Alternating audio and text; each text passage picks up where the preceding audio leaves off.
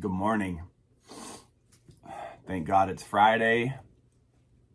It's a great day to be clean. Thank y'all for tuning in.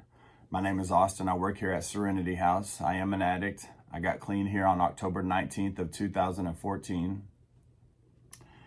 We have a medical detox, inpatient residential program, outpatient peer recovery coaches, and we also have a youth prevention program. So I am very blessed to be a part of this program. Let's read the just for today. The big picture. All spiritual awakenings have some things in common. Common elements include an end to loneliness and a sense of direction in our lives. Some kinds of spiritual experiences take place when we confront something larger than we are. We suspect that forces beyond our understanding are operating. We see a fleeting glimpse of the big picture and find humility in that moment. Our journey through the 12 steps will bring about a spiritual experience of the same nature, only more profound and lasting. We undergo a continual progress of ego deflation, while at the same time we become more conscious of the larger perspective. Our view of the world expands to the point where we no longer possess an exaggerated sense of our own importance. Through our new awareness, we no longer feel isolated from the rest of the human race. We may not understand why the world is the way it is or why people sometimes treat one another so savagely, but we do understand suffering, and in recovery, we can do our best to alleviate it. When our individual contribution is combined with others, we become an essential part of a grand design. We are connected at last. Just for today, I am but one person in the entire scheme of things. I humbly accept my place in the big picture. So if you're anything like me early on in recovery, all I can think about is like the things that I've done, the things I've messed up, and how I probably won't get the opportunity to be involved in any of those things anymore, right? Like relationships, family members, legal trouble, lots of things.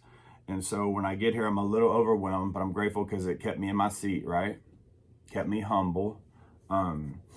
Each day clean was a blessing, and then each time that I was able to take care of some things that needed to take care of, it was a process. And there was a point when I got in the step working process after the first time I worked through the steps, and I can remember on step 12, I felt like I had a purpose again, right?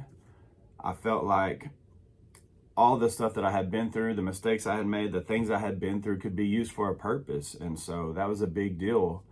And I even think that all the things that I went through personally, like I'm a full believer that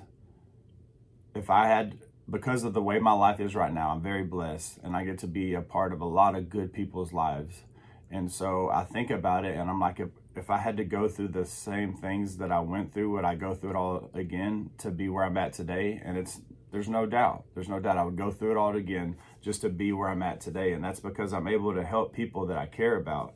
I'm an addict. I don't know if I was born an addict or not, but I know the first time I used an addict was born. And so I can just accept who I am and use it for good. And the reality is that there's lots of people out there that can use this help. I know lots of people that struggle. And so I'm grateful to be clean and be able to help people today. And I hope you find a reason to be grateful. I hope there's things in your life that you're happy about, that you get to be a part of, and that you also feel like everything you've been through is for a purpose and that you would do it all over again. I hope you have a good weekend. Thank y'all for tuning in. We will see y'all Monday. Have a good weekend.